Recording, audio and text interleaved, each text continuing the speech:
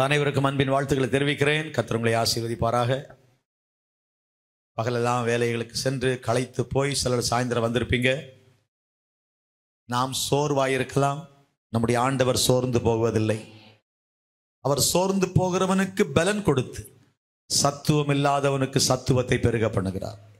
இளைஞரும் இளைப்படைந்து சோர்ந்து போவார்கள், வாலிபரும் இடறி விழுவார்கள். ஆனால் கர்த்தருக்கு காத்திருக்கிறவர்கள் புது பலன் அடைவார்கள். ஆமென். எவ்வளவு களைப்பு பலவீனம் என்று ஆண்டவர் சமூகத்தில் வந்தாலும் கர்த்தர் நம்மை பலப்படுத்துவார். கர்த்தருக்கு ஸ்தோத்திரம். கர்த்தருடைய பாத்துக்கு வந்திருக்கிறோம். வசனத்தால் பலப்படுத்துவார். அவர் தமது வசனத்தை அனுப்பி அவர்களை குணமாக்கி அழிவுக்கு தப்பு வைக்கிறார். வசனம் வரும்போதே சுகம் வரும், வசனம் வரும்போதே விடுதலை வரும், வசனம் வரும்போதே ஒரு பலன் வரும். ஆமென். கேட்கலாமா? இந்த பூமியில ஆண்டவர் தான் நம்மை படைத்தார்.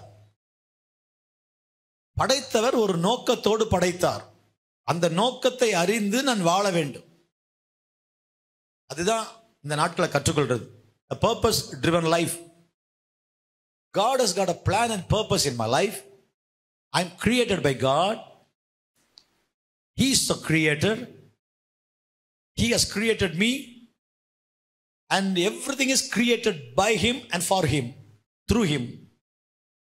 கொலோசியர் 1:16 சகலமும் அவரை கொண்டும் அவருக்கென்றும் சிருஷ்டிக்கப்பட்டது. Everything by him and through him and for him. எல்லாமே அவரை கொண்டும் அவருக்கென்றும். இதான் நாம் அறிய வேண்டிய சத்தியம். அப்ப நானும் அவரால் படைக்கப்பட்டிருக்கிறேன், அவருக்கென்றுதான் படைக்கப்பட்டிருக்கிறேன். Why I am created by God? ஏன் தேவனால் படைக்கப்பட்ட? அப்ப தேவன் தான் என்னை படைத்தார். அப்ப நான் தேவனுடைய சிந்தையில் இருந்தவன். ஆண்டவர் இந்த உலகத்தை படைப்பதற்கு முன்பே என்னை நினைத்திருந்தார், என்னை நினைத்தார். அப்ப நீங்களும் நானும் விசேஷித்தவர்கள். அவர் life on this earth is not an accident. எதேச்சியா தற்காலிகமா அந்த பூமிக்கு நம்ம வரல. தேவனுடைய திட்டத்தின்படி இங்கே இருக்கிறோம். கொலோசியர் 1:16 சகலமும் அவரை கொண்டும் அவருக்கென்றும் என்று படிக்கிறோம். அப்போஸ்தலர் 17:26 அவர் முன்குறித்து விட்டார் என்று இருக்கிறது. குடியிருப்பின் எல்லைகளை குறித்திருக்கிறார். Where you have to live. உங்களுக்கு யார் அப்பா, உங்களுக்கு யார் அம்மா, நீங்க எப்படி இருக்கணும், உங்க உயரம், உங்க நிறம், உங்க தோற்றம் எல்லாமே தேவன் முன்குறித்தது. அதுதான் தேவ திட்டம். சோ நம்மை நாம் தேவனுடைய படைப்பாக ஏற்றுக்கொள்ளணும். அவங்க நல்லா இருக்காங்க, நான் நல்லா இல்லை, அப்படி இல்லை. I am created in the image of God. நம்மளை மாதிரி உலகத்தில் யாருமே இல்லைங்க. ஒரு அலையில சொல்றீங்களா? ஆமாம். யாரையோ போய் சூப்பர் ஸ்டாருங்கிறீங்களே, இல்லை, எல்லாருமே ஆண்டவர் பார்வையில் சூப்பர் ஸ்டார் தான். மனுஷன் யாரோ ஒரு ஆளை போய் பெருசாக நினைக்கிறாங்க. I am created in the image of God. தேவனுடைய சாயலில் படைக்கப்பட்டிருக்கிறேன். எனக்கு ஒரு தனித்துவம் இருக்கிறது. I have a speciality. ஒரு தனித்தன்மை, இண்டிவிஜுவாலிட்டி. எனக்கு ஒரு தனித்தன்மை இருக்கு. I am special. ஆண்டவருக்கு ஸ்தோத்திரம். ஸோ நான் இன்னொருத்தரோட கம்பேர் பண்ணி என்னை பார்க்க வேண்டிய அவசியம் இல்லை. இன்னொரு ஆளோட ஒப்பிட்டு பார்த்து நான் இப்படி இல்லை அப்படி இல்லை. ஒவ்வொருவரையும் கடவுள் படைத்திருக்கிறார், தீர்மானித்திருக்கிறார். பூமியின் எல்லா மக்களையும் ஒரே ரத்தத்தினால படைச்சிருக்கார். நம்ம எல்லாருக்குள்ளும் ஒரே ரத்தம் தான். ரத்தத்தினால எல்லாருமே ஒன்னா தான் இருக்கிறோம். இந்தியா உலகம் எல்லாருக்கும் சகப்பு ரத்தம் தான். தேவன் எல்லாரையும் ஒன்றாய் படைத்திருக்கிறார். நம் ரத்தத்தினால் சொந்தக்காரர்கள். ரத்த சம்பந்தமான உறவுங்கிறோம்ல, நம்ம எல்லாம் ரத்த சம்பந்தமான உறவு தான். ஒரு அப்பா பிள்ளைங்க தான். ஒரு தகப்பன் தான் படைச்சிருக்காரு. ஒரு ஆமேன் கேட்கலாமா? இப்போ ஒரு தகப்பன் நம்மை படைத்திருக்கிறார், ஒரு அப்பா பிள்ளைகளா இருக்கிறோம். நம்ம எல்லாரும் ஒருவருக்கு ஒரு சொந்தக்காரர்கள். இந்த உலகத்தில் நம்முடைய வாழ்க்கை தற்காலிகமானதல்ல. பரலோகம் நம்மை குறித்து திட்டத்தை உடையதா இருக்கிறது. அந்த திட்டத்தினால் நான் நடத்தப்படுகிறேன். Am I driven by the purpose of God? ஆண்டவருடைய திட்டம் என்ன நடத்துதா? பரலோகம் பார்க்கிற மாதிரி என் வாழ்க்கையை பார்க்கிறேன்னா? ஆண்டவர் உலகத்தை எப்படி பார்க்கிறாரு? ஆண்டவர் பூமி எப்படி பார்க்கிறாரு? அந்த மாதிரி நான் பார்க்கிறேன்னா அந்த கண்ணோட்டம் எனக்கு வந்துட்டா பவுல் சொல்றார், எங்களுக்கோ கிறிஸ்துவின் சிந்தை உண்டாயிருக்கு. பணம், புகழ், படிப்பு, பட்டம் இதெல்லாம் உலகம் பெருசா நினைக்கிறது. கடவுள் அப்படி பார்க்கல. ஒரு பரிசுத்தம், உண்மை, நேர்மை, தாழ்மை, அன்பு, மன்னிப்பு இதைத்தான் பெருசா பார்க்கிறார். அவர் பார்வையில எது பெருசோ அதுதான் நம்ம பார்வையில பெருசா மாறணும். அதுதான் பரலோக சிந்தை. இதுக்கு நம்மளை மாற்றிக்கொள்ளணும். இதுக்கு நம்மளை மாற்றிக்கொள்ளணும். ஒரு ஆமேன் சொல்லாமா? கர்த்தருக்கு ஸ்தோத்திரம். இதுக்கு நம்மளை மாற்றி நம்முடைய சிந்தையை மாற்றிக்கொள்ளணும். காட்ஸ் வியூ, தேவன் எப்படி பார்க்கிறார், அவருடைய பெர்ஸ்பெக்டிவ் என்ன, எப்படி அவர் பார்க்கிறார், அவர் எப்படி எடை போடுறாரு, அவர் எப்படி எவாலுவேட் பண்றாரு லைஃபை, எதை வச்சு?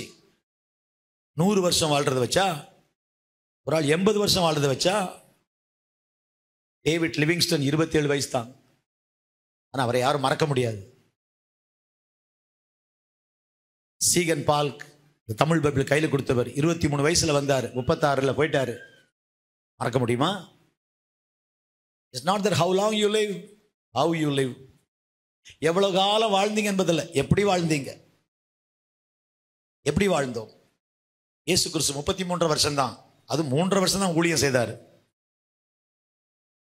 யோவான் ஸ்நானகன் இயேசுவோட 6 மாசம் மூத்தவர், ஆனா அதுக்கு முன்னே மரிச்சு போயிட்டார். இல்ல, ரத்த சாட்சியா மரிச்சிட்டாரு. ஆனா செய்ய வேண்டிய வேலையை செஞ்சு முடிச்சார். பைபிள் அழகா போட்டிருக்கு, அவன் தன் பணிவிடை ஓட்டத்தை முடித்தான். பாதியில் விட்டுட்டு போயிட்டான்னு சொல்லல. அவன் தன் பணிவிடை ஓட்டத்தை முடிக்கிற போது என்ன வயசுல? ஒரு 30-32 வயசுல. இயேசுவாது 3 வருஷம் ஊழியம் செய்தார். இயேசுவோட 6 மாசம் தான் மூத்தவர் யோவான் ஸ்நானகன். ஏன்னா மரியாளுக்கு சொல்லும் போது எலிசபெத்திப்பான் 6 மாசம் சொல்றார் தேவதூதன். மரியாளுக்கு உனக்கு ஒரு குழந்தை பிறக்குன்னு சொல்லும் போது, நீ கர்ப்பவதியாவை சொல்லும் போது, உன் இனத்தாளாக இருக்கிற எலிசபெத்துக்கு 6 மாசம். 6 மாசம் தான் சீனியர். எல்லாம் 30-32. இயேசுதான் ஒரு 33 வருஷம் ஊழியம் செய்தார்னு சொல்றோம். ஏன்னா அவருடைய ஊழியத்தில் 4 பஸ்கா பண்டிகை வருது. அதை வச்சுதான் 3.5 வருஷம் வரும். யோவான் சுவிசேஷம் படிச்சுக்கணும், 4 பஸ்கா பண்டிகை வரும். எப்படி சொல்றோம் இதை? வருஷத்துக்கு ஒரு பஸ்கா பண்டிகை தான் வரும். 4 பஸ்கா பண்டிகையில் இயேசு இருக்கு. அதனால 3.5 வருஷம் சொல்றோம். 30 வயசுல தான் ஞானசா எடுக்கிறேன். பட் அந்த நேரத்தில் வேலையை முடித்தார். ஓட்டத்தை நான் செய்ய வேண்டும் என்று நீங்க முன் குறித்ததை செய்து முடித்தேன். இயேசுவுக்கு மட்டுமல்ல, நமக்கும் தேவன் ஒரு வேலையை வைத்திருக்கிறார். சோ நம்முடைய வாழ்க்கை இந்த உலகத்துல அந்த வேலையை செய்வதற்கு நாம ஆயத்தமாயிருக்கிறோமா? அந்த வேலை தேவன் நமக்கு கொடுத்திருக்கிற இந்த வாழ்க்கையை எப்படி உலகம் பார்க்குது, கடவுள் எப்படி பார்க்கிறாரு, அது ஒரு டெஸ்ட்னு சொன்னேன். ஒவ்வொரு நாளும் நம்ம காலையில் எழுந்ததுலேருந்து ராத்திரி கண்ணை மூட வரைக்கும் நம்ம சந்திக்கிற எல்லாமே ஒரு டெஸ்ட் தான். எப்படி பேசுகிறோம் அது ஒரு டெஸ்ட்டு, எப்படி ஒரு ஆளை பார்க்குறோம் அது ஒரு டெஸ்ட்டு, எப்படி பப்ளிக்கில் நடந்துக்கிறோம் அது ஒரு டெஸ்ட்டு, ஒரு ஷேர் ஆட்டோவில் ஏறுறோம் எப்படி அந்த ஆள்கிட்ட பேசுகிறோம் அது ஒரு டெஸ்ட்டு, ஒரு கடைக்கு போகிறோம் 100 ரூபாய் கொடுக்குறோம், அவர் 500 ரூபாய் கொடுத்தன்ட்டு மீதி 300 ரூபா கொடுக்குறாரு, அதை வாங்குறோமா கொடுக்குறோமா, எப்படி நடந்துக்கிறோம். சின்ன சின்ன ஒவ்வொரு விஷயமும் ஒரு டெஸ்ட் தான். இது ஆட்களுக்கு தெரியறதில்ல. அவன் ஏமாளின்னு நினைக்கிறோம். நான் 100 ரூபா தான் கொடுத்தேன், அவர் நான் 500 ரூபா கொடுத்தேன்ட்டு எனக்கு நினைச்சிட்டாரு. 400 ரூபா திருப்பி கொடுத்துட்டாரு. ஏமாளியா இருக்காரான் பாடுறா. நம்ம ஞானி மாதிரி. கடவுள் இதை பார்க்கிறார். எல்லாவற்றையும் கடவுள் பார்வையில் பார்த்தீர்களானால் இன்னும் வாழ்க்கை எவ்வளவோ நல்லா இருக்கும். கை வைத்து ஒரு அலையில சொல்லாம. ஸோ ஆண்டவர் பார்க்குற மாதிரி பார்க்க ஆரம்பிச்சிட்டோம்னா காரியங்களை, சிலதெல்லாம் என்னடா இதெல்லாம் பெருசா நினச்சிக்கிட்டு இருக்கோம். ஒன்றும் இல்லைப்பா, அவர் எதை பெருசுன்னு அதை மட்டும் பெருசா நினைப்போம்ப்பா. பரலோகம் போகும்போது ரொம்ப அதிர்ச்சி இருக்குமா சிலருக்கு. ஐயோ, மதிப்பே இல்லாத இந்த காரியங்களுக்கான இவ்வளவு நாள் பூலோகத்துல என் டைமை ஸ்பெண்ட் பண்ணேன்னு நினைப்போமா.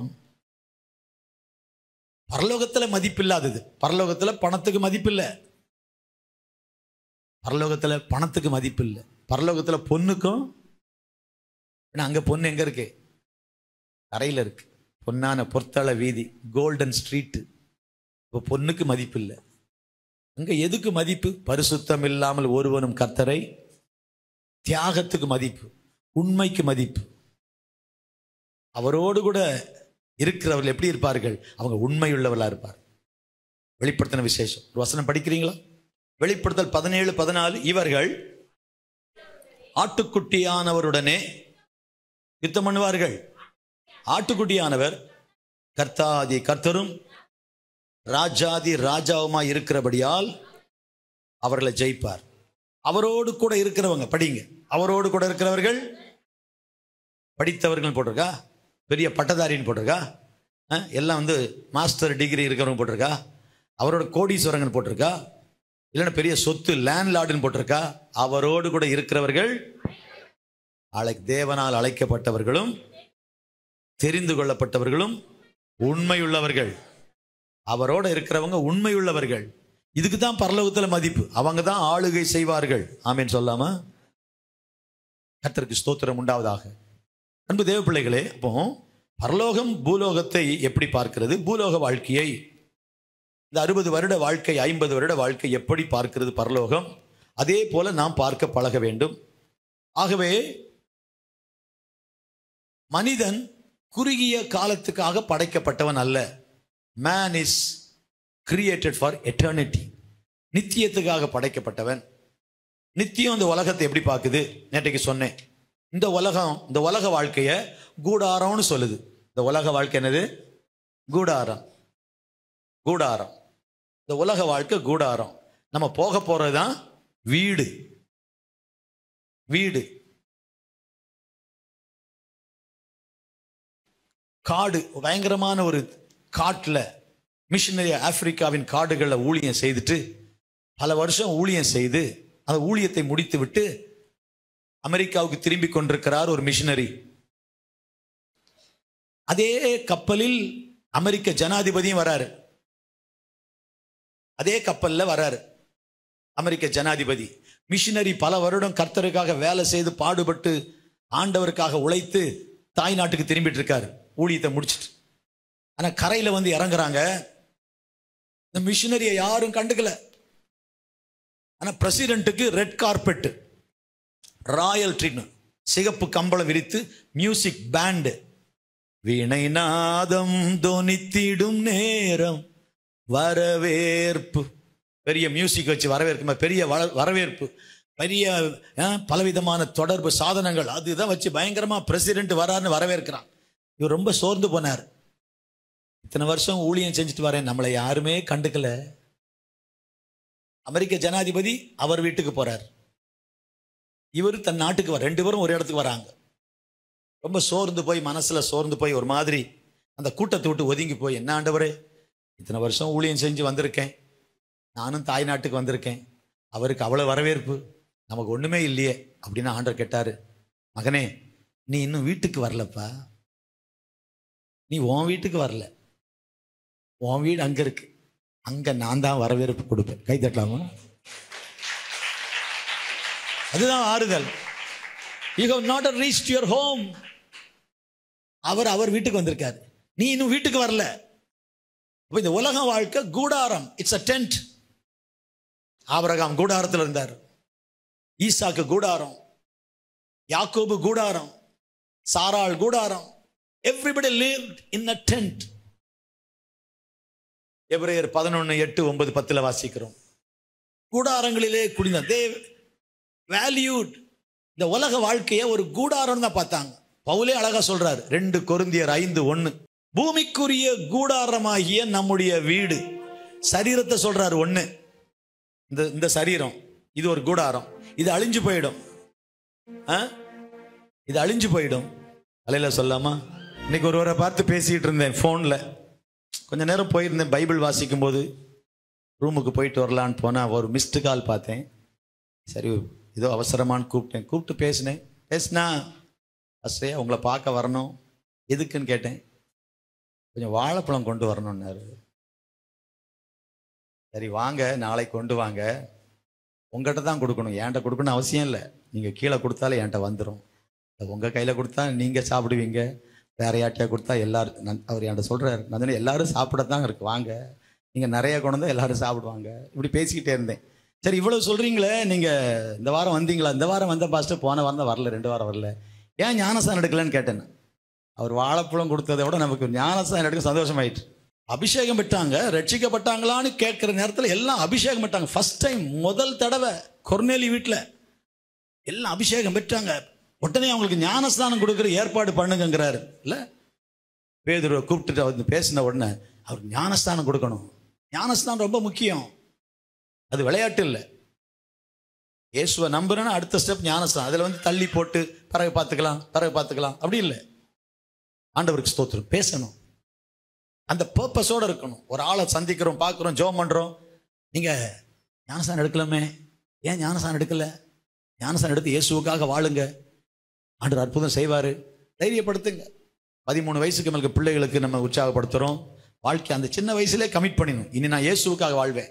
I belong to Jesus. நான் இயேசுவுக்கு சொந்தம், இயேசுவுக்காக வாழ்வேன்.